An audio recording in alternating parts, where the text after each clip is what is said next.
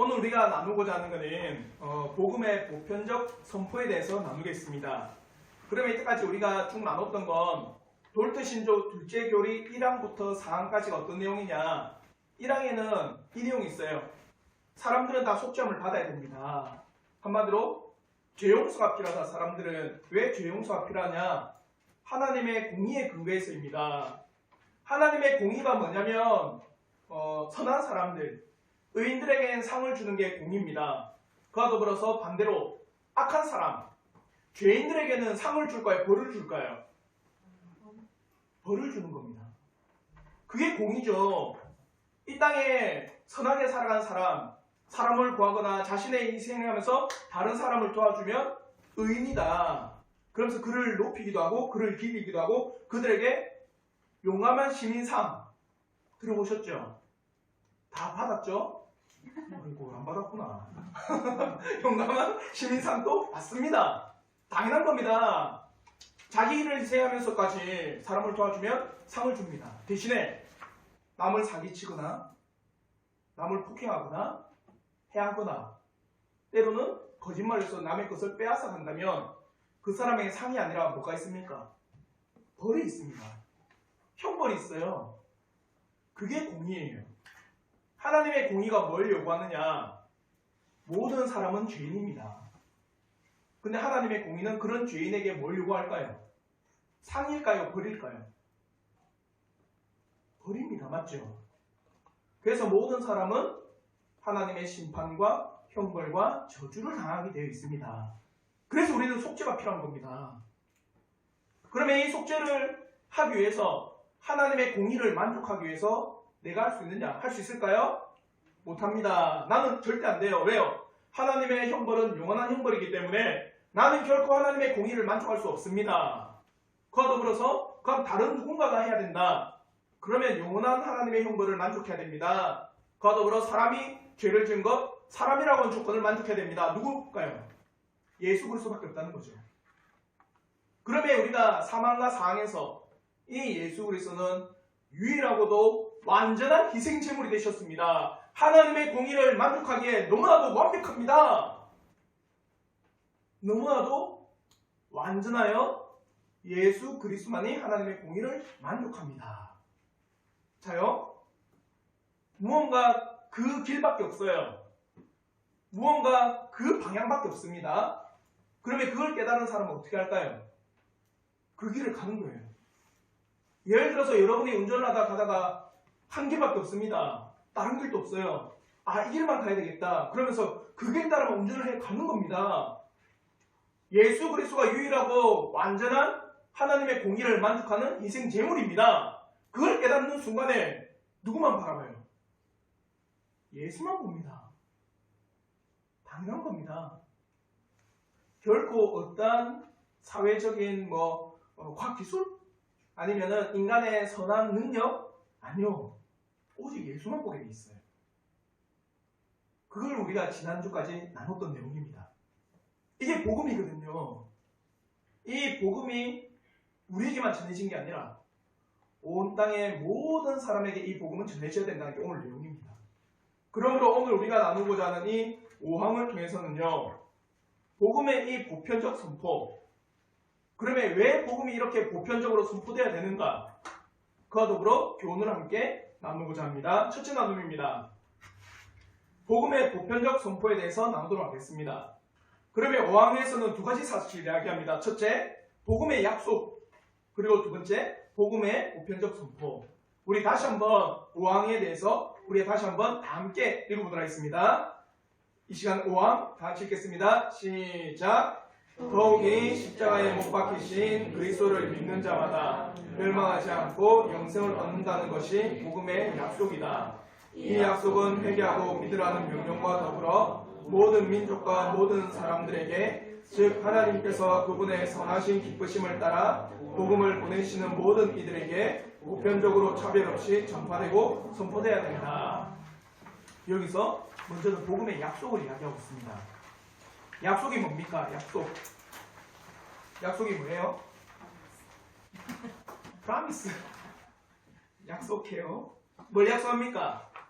내가 어떤 사실에 확실하겠다. 지킬게. 아니면은 그거 맞다. 그러면서 서로 약속을 합니다. 내가 그거 꼭 지켜줄게. 네 지키면 내가 이거 해줄게. 이 약속이잖아요. 맞죠? 때로는 서약과 같습니다. 때로는 맹세와 같아요. 근데 복음의 약속이 뭐냐? 복음의 약속은요. 당신들이 예수 그리스도를 믿으면 죄사함을 얻습니다. 이게 복음의 약속이에요. 복음의 약속은 뭐냐? 당신들이 예수 그리스도가 누군지를 알고 그를 믿으면 반드시 용서가 있습니다. 그러면 오늘 이것도 5항의 첫 번째 문장에 보면 이렇게 이야기해요. 더욱이 십자가에 못 박히신 그리스도를 믿는 자마다 멸망하지 않고 영생을 얻는다는 것이 복음의 약속입니다. 약속하셨어요. 하나님께서 어떤 약속을 했느냐? 예수 그리스도를 너희가 알고 믿으면 그로 말미암아 너희가 멸망하지 않고 영생을 얻는다는 게 복음의 약속입니다. 성경에는 분명히 그 약속을 하셨어요. 요한복음 3장 16절의 말씀인데요. 우리 한번 다 같이 한번 읽어보겠습니다. 요한복음 3장 16절 다 같이 읽겠습니다. 시작. 하나님이 세상을 이처럼 사랑하사 독생자를 주셨으니 이는 그를 믿는 자마다 멸망하지 않고 영생을 얻게 하려 하심이라. 이게 약속이에요. 독생자 예수 그리스도를 믿는 자에게 영생을 주겠다. 하나님의 약속입니다. 하나님께서는요, 이 세상을 사랑하사 독생자를 보내신 겁니다. 하나님께서는 창조된 온 세상이 삐뚤어지고 어그러지고 잘못된 모든 것에서 이제 바로잡기 위해서 독생자를 보내신 거예요. 창조된 그대로 행복하기 위해서 이 땅에 예수 그리스도를 보내셨습니다. 그리고 독생자 예수 그리스도를 믿게 된다면 죄로 인해서 멸망하지 않고 영원한 생명을 얻게 되리라고 말씀하신 것이 복음의 약속입니다. 또한 이 복음의 약속에 대해서 이어서 말할 때 뭐라느냐? 회개하고 믿으래요. 회개하고. 오늘날 많은 교회가 예수를 믿으라고 합니다. 맞죠? 예수 믿으십시오. 안 들어보셨어요? 안 들어봤다면 예수 믿으십시오. 들었습니다. 예수를 믿으셔야 됩니다. 근데 앞에 붙는 게 있습니다. 뭐냐? 회개하십시오가 붙어요. 우리가 오전에 나눴던 것처럼 회개하라. 뭐가 가까이 왔다? 천국이 가까이 왔다. 교회는요, 이때까지 역사적으로 흘러온 교회에서는요, 단순히 예수를 믿으라고 말하지 않습니다. 예수 천당 불신 지옥이라고 하는 말 많이 들어보셨죠? 단순히 예수 천당 불신 지옥이라고 말하지 않아요. 회개하십시오. 그리고 예수를 믿으십시오. 역사적으로 교회가 전한 건 이겁니다. 성경에서도요, 잘 보십시오. 회개하지 않는 당신을 위해서 우리 주 예수 그리스도께서 죽으셨다고 단 한 구절도 말하지 않습니다. 생각해 보십시오. 회개하지 않는 자를 위해서 예수가 죽었다? 자기가 무엇을 잘못했는지 모르는 사람 때문에 예수가 죽었다? 이래 되면 어떤 일이 발생한 줄 아세요? 사람이라는 존재가 엄청난 가치가 있다 여겨지는 겁니다. 생각해 보십시오. 그래, 내 정도 되니까 누가 죽었다는 거예요? 예수가 죽었다는 거예요. 내 정도 되는 인물이니까 예수는 나를 위해서 죽을 만해. 회개하라는 말이 빠지면 이래 돼버리는 거예요. 하나님이 당신을 위한 놀라운 계획을 가지고 계십니다. 당신을 위해서 십자가에 못 박히셨습니다. 회개하는 말 없이. 이게 복음이 돼버리면 무언가 사람은 놀라운 가치가 있는 존재라고 여기게 돼요. 근데 성경은 사람에 대해서 뭐라 하는지 아세요? 첫째는 죄인이라고 합니다. 모든 사람이 죄를 범하였음에 하나님의 영광에 이르지 못하느니라. 또 성경은 사람에 대해서 뭐라 하는지 아세요? 욥기 25장 6절에 이렇게 이야기합니다. 하물며 구더기 같은 사람이라 벌레 같은 인생이라. 사람이 어떤 존재라고 합니까? 구더기 같고 벌레 같은 인생이랍니다. 우리 인생이 가치 있는 것이 아니라 하나님께서 만드신 이 아름다운 세상, 하나님께서 만드신 이 놀라운 창조된 세상, 그 온 땅을 바로잡기 위해서 예수 그리스도를 이 땅에 보내셨다는 사실입니다. 그리고 우리는 사도들과 지금까지 역사 가운데 무수한 개혁자들이 외친 회개하고 예수를 믿으십시오. 죄인을 부르러 하나님 예수께서 이 땅에 오셨습니다. 이걸 깨달아야 돼요. 주님의 외치심을 한번 들어보십시오. 마태복음 4장 17절 말씀인데 우리 한번 마태복음 4장 17절 말씀 다 같이 읽겠습니다. 시작. 이때부터 예수께서 비로소 전파하여 이르시되 회개하라 천국이 가까이 왔느니라 하시더라. 뭐 하랍니까? 회개하라. 천국이 가까이 왔다. 여러분 오늘 집에 가셔서 신약 다 읽어보십시오. 몇 장 안 돼요. 신약 다 읽어보시면 모든 복음을 전할 때는요. 처음부터 회개하라는 이야기가 나와요. 회개하십시오. 베드로의 설교를 들어보십시오. 성전에서 올라와서 당신들이 예수를 죽였다. 회개하랍니다. 바울 사도가 전도한 것도 그거예요. 나는 원래 예수를 죽이려던 사람이다. 죄인 개수 같은 나를 주님께서 살려주셨다. 당신들도 용서를 구하십시오라고 해요. 성경의 모든 구절을 보면요. 회개하십시오. 그리고 예수를 믿으십시오라고 이야기합니다. 회개하고 지금 천국의 복음이 너희에게 가까이 있으니 복음을 믿으라고 말을 합니다. 지금 참 하나님 되신 예수 그리스도께서 너희 가까이 와 있으니 믿으라고 이야기합니다. 사도들의 외침도 한번 보십시오. 마가복음 6장 12절에 제자들이 나가서 뭐라고 전파했습니까? 회개하라. 회개하라 전파하신 대로 죄인들에게 회개하라고 외치신 겁니다. 주님이 뭐라 했냐? 너희들이 가거든 죄사함에 대해서 이야기해라. 그 이야기를 하자마자 제자들은 그 주님의 말씀을 듣고 거리로 나가서 누구에게? 사람들에게 회개하라고 전하는 거예요. 예수 그리스도와 이 땅의 수많은 개혁자들은 예수께서 당신을 위해서 죽으셨다라고 먼저 말하지 않습니다. 회개하라 천국이 가까이 왔다라고 말을 하는 겁니다. 그리고 복음을 들으라고 이야기합니다. 그래서 성경에 쭉 보면요. 잘 봐요. 이 정말 중대한 문제입니다. 왜냐? 오늘날 교회가 회개하라고 하지 않으니까 많은 사람들이 무늬만 그리스도인이 되어버리는 거예요. 베드로의 설교를 보면요. 역사적으로 예수께서 메시아 되심을 쭉 증언합니다. 그러고 나서 당신들이 이 예수를 죽였다고 합니다. 그러고 나서 뒤에 뭐라고 나오는지 아세요? 많은 사람들이 가슴치며 애통하며 어찌하여야 우리가 구원을 얻으리까? 이렇게 이야기해요. 다른 말로 하면 단순하게 베드로가 예수께서 당신을 천국에 보냅니다. 그러면 어떻게 말할까요? 사람들은 어떻게 하면 천국에 가겠습니까? 하겠죠. 이게 큰 문제라는 겁니다. 사도들의 이 설교를 쭉 들어보면요. 제일 먼저 자신들의 이 비참함에 대한 회개의 용서함을 먼저 말해요. 죄인된 우리가 우리의 죄를 깨닫고 우리의 죄를 사하여 주시는 예수 그리스도를 믿으라고 권면하고 있는 것을 우리가 읽을 수 있습니다. 또한 웨스트민스터 소유리 문답 제31문에는요. 이렇게 이야기합니다.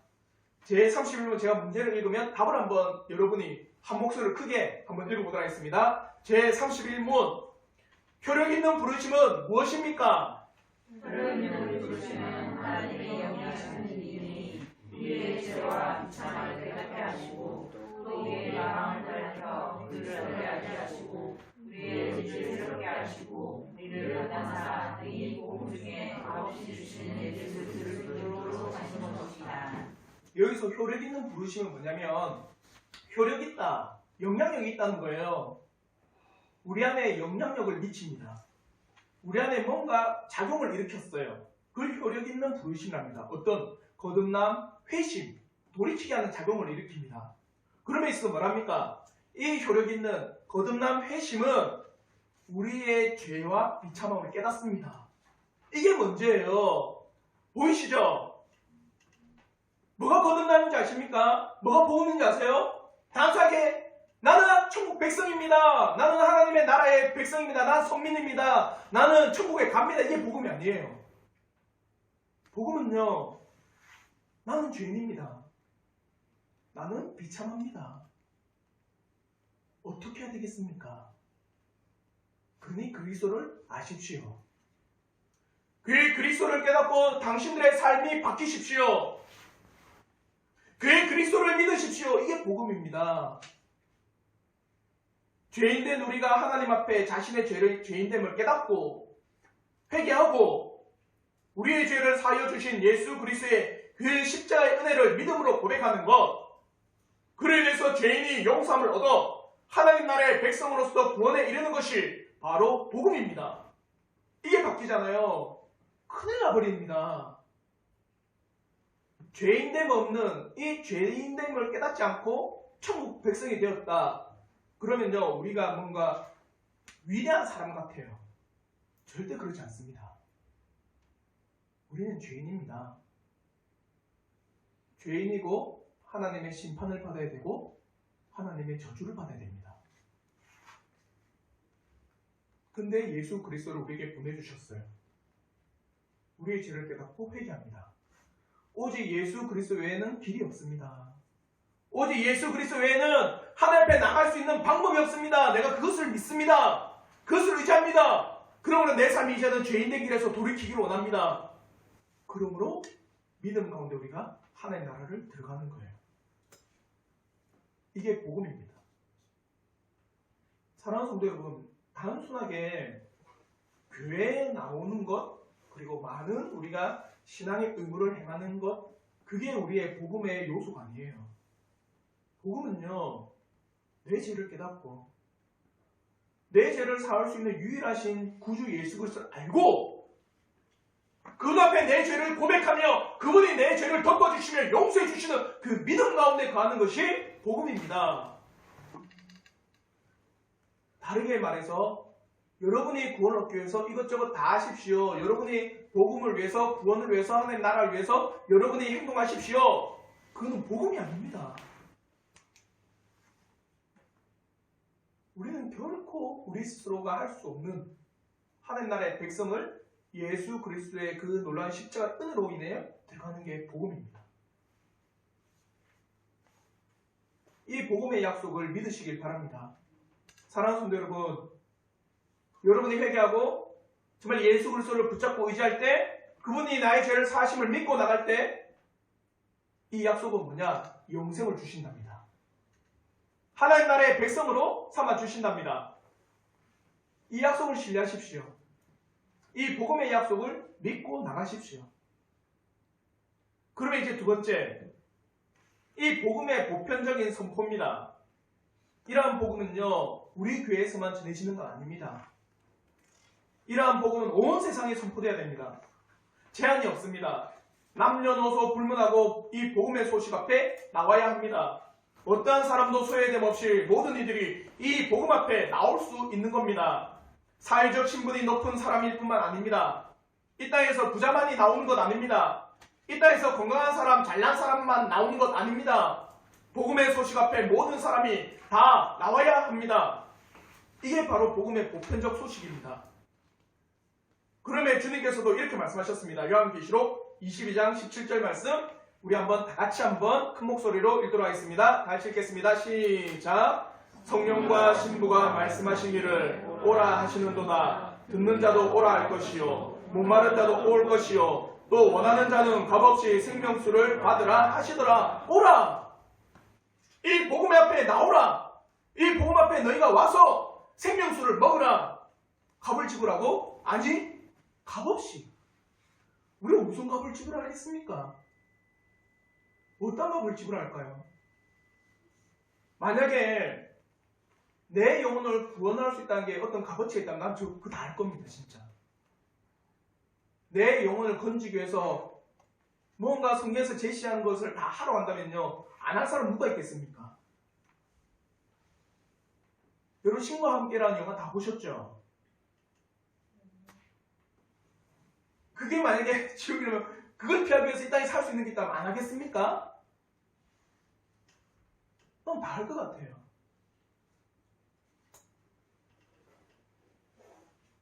근데 복음은 뭐라냐? 값없이입니다. 값없이 생명수를 마시라. 감사하지 않습니까? 여러분에게 뭔가 하라고 한 적 한 번도 없습니다. 성경은요. 오라. 와서 이 놀라운 생명수를 마시라. 이 복음이요. 온 땅에 선포돼야 됩니다. 온 땅에 어느 누구도 제외함 없이, 어느 누구도 소외함 없이 다 증거되기를 저는 진심으로 바랍니다. 재밌는 게 성경에 보면요, 바울이 감옥에 갑니다. 감옥에 어떤 교회에서는요, 바울이 감옥에 갔다고 하니까 뭐라는 줄 아세요? 우와, 이제 바울이 감옥에 갔으니 내가 좀 더 뛰어난 사람이 되어보자. 실제로 바울이 엄청난 전도를 했잖아요. 맞죠? 전도도 하고 복음을 전하니까 바울이 감옥에 가니 그 일을 못하니까 이제 바울이 없는 세상, 호랑이가 없는 굴에 누가 주인입니까? 토끼의 여우예요. 여우. 어떤 사람 토끼라고 하던데 어떤 사람 또 여우. 일단은 여우를 합시다. 여우가 주인이에요. 그래서 호랑이 행세를 합니다. 바울이 감옥에 가니까 그 지역에 있는 교회에서 우와, 내가 이제 바울의 위치까지 올라갈 수 있겠구나 하면서 막 뭡니까? 열심을 다해서 복음을 막 전해요. 그 소식을 바울에게 전합니다. 감옥에 있는 바울에게 이런 일이 발생했습니다. 바울이 뭐라는 줄 아세요? 시기로나 욕심으로나 예수 그리스도를 전하면 그것도 다행이다. 놀랍지 않습니까? 그게 어때? 뭐로나 어로나 예수만 전해지면 된다. 그가 높아지든 그가 내보다 뛰어난 사람이 되든 그가 내 다음에 지도자가 되든 상관없다. 뭐만 전해지면 된다? 예수의 복음만 전해지면 된다는 거예요. 시기로 전하든 말든 욕심으로 전하든 말든 아니면 어떤 자리가 탐나서 전하든 말든 예수 그리스도만 전해지면 감사한 거 아니냐. 사랑하는 성도 여러분, 복음은 온 땅에 전파되어야 됩니다. 여러분의 삶의 영역? 아니요. 여러분의 가정? 아니요. 여러분이 생활하는 모든 영역에서 복음이 전해지기를 진심으로 바랍니다. 그러면 주님께서는요, 어린아이가 나오는 것 아시죠? 결코 구하지 않았습니다. 주님은요. 그래서 누가복음 18장 16절에 이렇게 말씀합니다. 우리 한번 다 같이 한번 읽도록 하겠습니다. 누가복음 18장 16절 같이 읽겠습니다. 시작. 예수께서 그 어린아이들을 불러 가까이 하시고 이르시되 어린아이들이 내게 오는 것을 용납하고 금하지 말라. 하나님의 나라가 이런 자의 것이니라. 어린아이 오는 거 나한테 금하지 마라. 근데 그 당시에는요, 이게 뭐 어때서 여러분 애들 좋잖아요. 서하고 예복이 들어오면 너무 이쁘잖아. 가서 안고 싶고, 맞죠? 아닌가? 저는 저희 두 딸 와도 안고 싶고 그런데 저 큰 덩치 큰 애들이 와도. 근데 이 당시에는요, 아이나 여성이나 소외된 사람들입니다. 그래서 인구 개수에도 안 들어요. 한마디로 사람 취급 안 했습니다. 어린아이나 여인들은요. 그래서 그 나라의 인구수가 몇 명이냐 할 때는 남성 18세부터 60세까지 전쟁에 나갈 수 있는 사람의 숫자만 기수했습니다. 나머지는 숫자에도 안 들어갔어요. 근데 주님이 뭐랍니까? 어린아이가 내게 온 거 말하지 마라. 이들이 내게 온 게 감사한 거다. 어떠한 사람도 제외하지 않았습니다. 허물 많았던 그 여인, 자신이 몸을 팔면서 돈을 벌었던 그 여인이 중요했던 것 제외하지 않았습니다. 죄인인 여인이 자신의 옷깃을 만지는 것도 용납하셨어요. 어떠한 사람도 주님 앞에 나아가는데 제약을 두거나, 어떠한 사람이 주님 앞에 나가는데 어떤 조건을 걸거나, 어떠한 사람이 주님 앞에 나가는데 수많은 바리케이트를 치지 않았다는 거예요. 복음은 온 천하에 누구에게 듣든지 듣지 않든지 전해지고 선포되어야 되는 일입니다. 하나님의 지혜와 사랑 안에서 하나님께서 복음을 죄인들에게 선포하라고 명령하셨다면, 그리고 그 복음으로 나옴에 회개하고 복음의 약속을 믿으라고 하신다면 우리는 그렇게 해야 됩니다. 사랑하는 성도 여러분, 저는 우리 교회가 어떤 사람도 죄 없습니다. 누구든지 와서 말씀을 듣고 누구든지 와서 말씀을 깨닫고 누구든지 와서 말씀을 나눌 수 있다면 감사한 일입니다. 우리 교회가 이런 복음의 놀라운 기지가 되길 저는 진심으로 바라요. 이 복음의 은혜가 우리 교회를 통해서 또 여러분의 삶을 통해서 모든 사람들에게 다 전해지길 바랍니다. 그들이 높든 낮든 천하든 귀하든 부자든 가난하든 이 땅에서 잘 살든 못 살든 병든 자든 건강한 자든 여러분의 상황의 형편에 따라서 잘 전해지기를 저는 진심으로 바랍니다. 그렇다고 해서 주의하셔야 될 게 있습니다. 아 그래 오늘부터 난 복음을 전해야 돼. 근데 가는 족족 붙들고 예수 믿으십시오. 저 사람한테 스님한테 가서 예수 믿으십시오. 뭐 신부한테 가서 예수 믿으십시오. 아니면 이래서 안 되겠다면서 버스 타가지고 뭐 예수처럼 부신족하면서 막 버스 손잡면서 손님 안녕하십니까 이렇게 하지 마세요. 저는 늘 이야기하잖아요. 자연스럽게 전하셔야 됩니다. 어떻게 자연스러울까요? 예를 들어서 여러분의 삶의 모습을 보니까 저 사람 참 대단하다. 저렇게 어렵고 힘든 일도 정말 웃으면서 기쁘게 하네. 와 저렇게 힘든 일도 맡겼는데 저 사람은 그에 대해서 뭡니까? 기쁨으로 그것을 감당하고 있네? 어떻게 하면 저래 될 수 있지? 어떻게 하면 저런 미소를 잃지 않을 수 있지? 어떻게 하면 저런 불평과 불만 없이 묵묵히 자신의 일을 열심을 다하면서 저렇게 헌신할 수 있을까? 참 저 사람 신기하다. 물어보니까 예수 믿는다네? 그게 자연스럽게 이야기가 되는 거예요. 어떻게 하면 그렇게 될 수 있습니까? 예수 믿으십시오. 자연스럽게 하셔야 됩니다. 오늘날 많은 사람들이 기독교에 대한 복음 전하는 일에 대해서 거부하는 이유가 뭡니까? 뭔가 기독교가 이단 같아요. 여러분 한 번씩 만나보신 사람들이 있죠. 길에 가다가 도를 아십니까? 만나보셨죠? 기독교가 그렇게 된 것 같아요. 혹시 예수 하지 말고 손살합니다. 자연스럽게 하십시오. 자연스럽게. 저는 늘 말씀하지 않습니까? 우리 교회가 성도수가 정말 많이 늘어난 것 참 감사하겠죠. 그러나 저는 하나님께서 주시는 대로 자연스럽게 정말 감사하게 그렇게 점진적으로 늘어나면 참 그것도 감사한 겁니다. 그러면 우리 교회를 통해서 여러분을 통해서 자연스럽게 이 복음의 놀라운 사실이 날마다 증거되기를 진심으로 바랍니다. 마지막입니다. 그러면 왜 하나님께서는 복음이 온 땅에 선포되어야 되는가? 왜 복음은 보편적으로 선포되어야 되는가? 왜 그러냐? 첫째는요. 그걸 기뻐하시기 때문입니다. 하나님께서. 무엇을 기뻐할까요? 하나님은요. 한 죄인이 회개하고 돌이킨 것을 제일 기뻐하세요. 다니엘 12장 3절에도 이렇게 이야기합니다. 한 사람을 옳은 길로 인도하는 자는 별과 같이 빛나리라. 한 사람을 옳은 길로 인도할 수 있다는 것은 감사한 일입니다. 한 사람을 정말 바른 길로 인도할 수 있다는 건요, 천하를 얻는 것과 마찬가지예요. 한 영혼을 정말 주님을 믿는 그 길로 인도할 수 있다는 건 정말 우리는요, 말로 할 수 없는 그런 기쁨의 표현입니다. 왜 하나님께서는 복음이 보편적으로 선포되어야 되는가? 하나님께서는요, 택하신 백성들을 부르실 기뻐하기 때문입니다. 그러면 바울을 통해서 고린도 교회에 하신 말씀을 보면 우리가 알 수 있습니다. 고린도전서 1장 21절의 말씀에 하나님의 지혜에 있어서는 이 세상이 자기 지혜로 하나님을 알지 못하므로 자요. 하나님의 이 지혜라고 하는 건요, 어떻게 구원 얻고 어떻게 하나님 나라에 이룰 수 있는가? 이 지혜입니다. 이 지혜를 세상은 알 수 있다 모른다?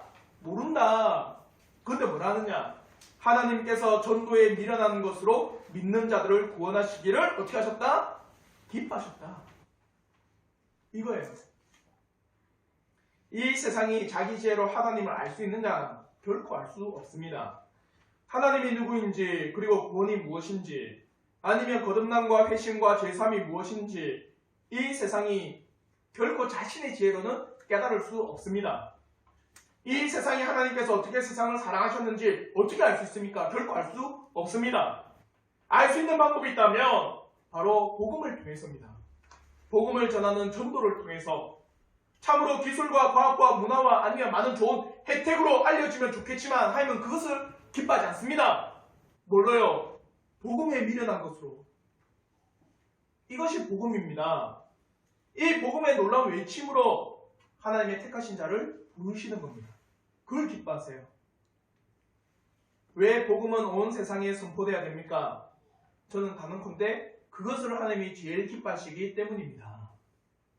저는 여러분의 은사, 여러분의 때로는 재정, 때로는 여러분의 수많은 건강, 여러분의 주어진 모든 것이 이 복음의 놀라운 일들에 소용되기를 저는 진심으로 바라요. 그걸 누가 기뻐하신다? 하나님 기뻐하신다라는 거예요. 그리고 두 번째 뭐냐?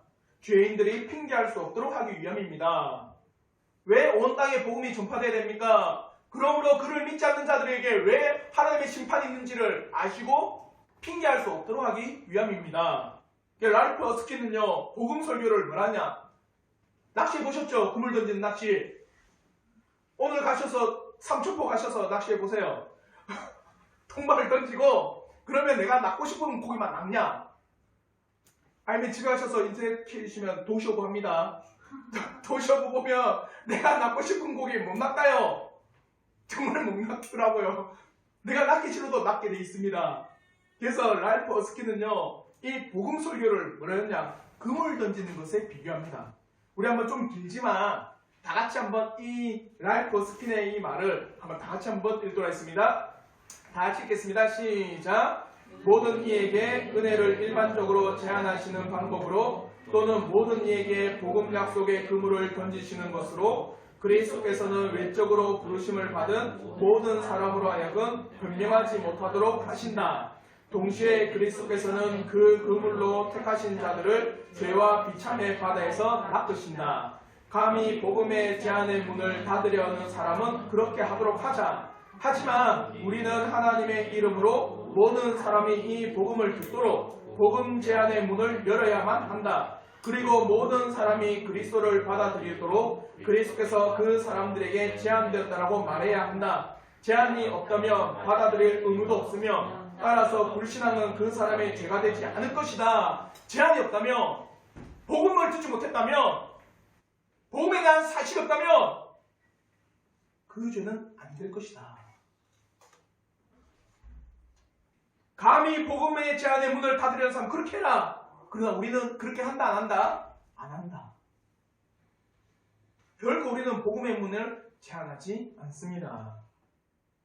복음의 문을 열어놓읍시다. 하나님께서는요, 이 복음의 보편적 선포를 통해서 어떠한 사람도 핑계할 수 없도록, 어떠한 사람도 변명할 수 없도록 이 복음이 온 땅에 선포되도록 하셨습니다. 하나님께서는 복음의 부르심의 선포를 통해서 사람으로 하여금 어떠한 변명도 할 수 없게 만드십니다. 반역과 사악함 가운데 복음에 대항하고 거부하는 사람들은 결코 자신들이 복음의 제한을 받지 못하였다고 말할 수 없을 것입니다. 지금도 참된 복음은 진정 참된 교회를 통해서 온 땅에 전해지고 있기 때문입니다. 그러면 복음서 말씀에서도요, 이렇게 고백합니다. 마태복음 13장 47절과 48절의 말씀에 또 천국은 마치 바다에 치고 각종 물고기를 모으는 그물과 같으니, 여기서 각종 물고기입니다. 맞죠? 인종 구분 없습니다. 나이 구분 없습니다. 그리고 성별 구분 없습니다. 나이 구분도 없고 아무 구분이 없습니다. 각종 물고기입니다. 그물에 가득함에 물가로 끌어내고 앉아서 좋은 것은 그릇에 담고 못된 것은 내버리느니라. 각종 물고기를 제외하지 않고 다 낚습니다. 그러나 좋은 것과 안 좋은 것은 있습니다. 복음이 온 땅에 보편적으로 선포되는 것은 바로 모든 이들에게 어떠한 핑계와 변명이 없도록 하나님의 복음의 말씀이 외쳐지도록 하기 위해서임을 꼭 기억하시길 바랍니다. 왜 복음이 온 땅에 보편적으로 선포되어야 됩니까? 하나님이 그걸 기뻐하십니다. 그리고 두 번째, 그로 인해서 어떠한 사람도 핑계할 수 없도록 하시기 위함입니다.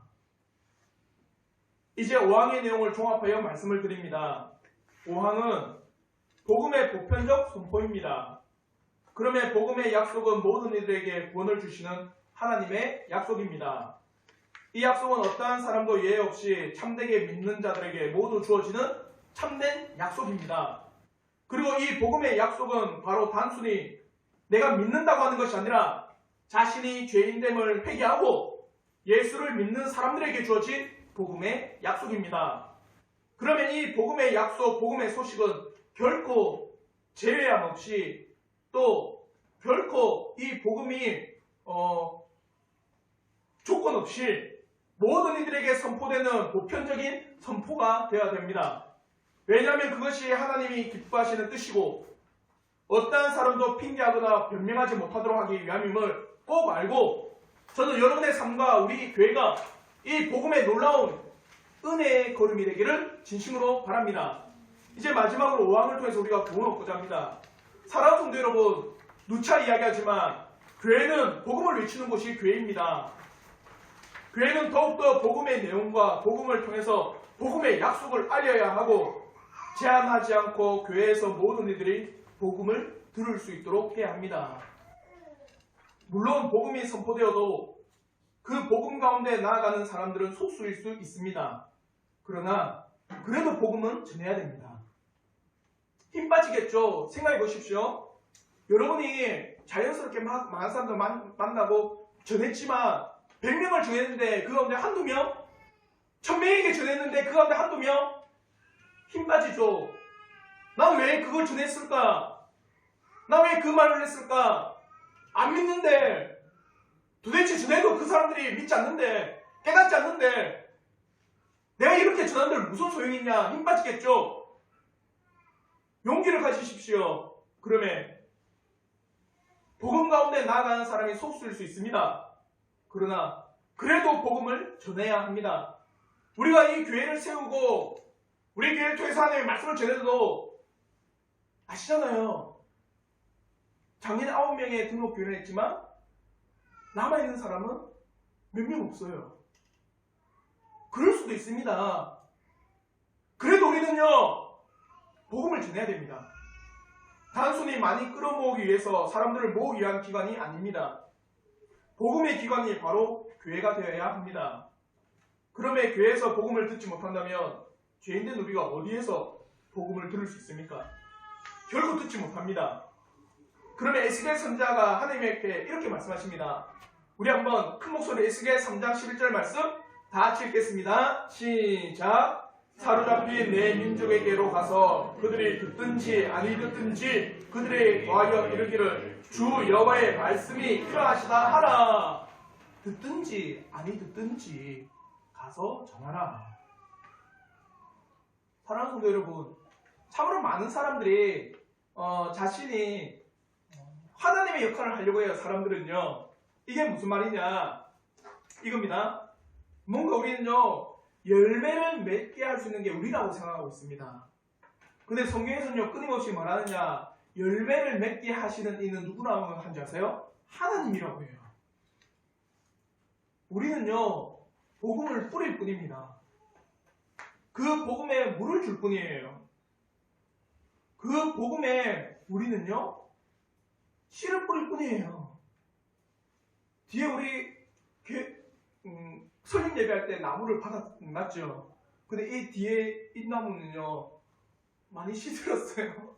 저희가 뭐 식물 몸에 다 죽고 있는 것 같아서 뒤에 보면 많이 시들었는데 물 주래요. 그리고 히터를 틀면 마르기 때문에 원래 이렇대요. 그래서 물을 많이 주랍니다. 근데 제가 물을 줘도 안 자랄 수도 있어요.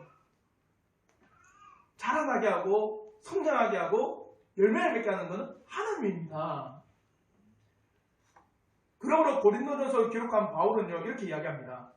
고린도전서 3장 7절에 그런즉 심는 이나 물 주는 이는 아무것도 아니로되 오직 자라게 하시는 이는 누구라? 하나님 뿐이니라.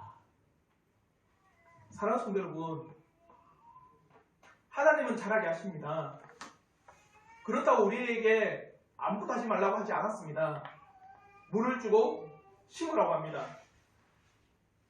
우리는 하나님의 복음을 심습니다. 우리는 하나님 앞에 이 복음으로 씨를 뿌립니다. 그리고 기도합시다. 이 복음이 열매가 맺어지기를, 하나님께서 결실을 맺게 하기를, 하나님께서 자라나게 하시기를 하나님께서 성장하게 하시기를 기도합시다. 진실로 우리 몸된 교회가 바로 복음의 교회가 되기를 진심으로 바랍니다. 5항의 내용과 같이 어떠한 이들에게도 제외 없이 모든 이들이 와서 이곳에서 복음이 무엇인가 배우고 믿음에 대해서 나누며 하나님의 말씀을 가감없이 함께 나누는 은혜가 있기를 진심으로 바랍니다. 그러면 우리 온 성도들과 함께 올 한 해 이 복음의 은혜가 있는 한 해가 되기를 다 함께 기도하며 하나님의 자라나게 하심을 믿고 나가는 이 한 해가 되기를 주님의 이름으로 축원합니다. 아멘.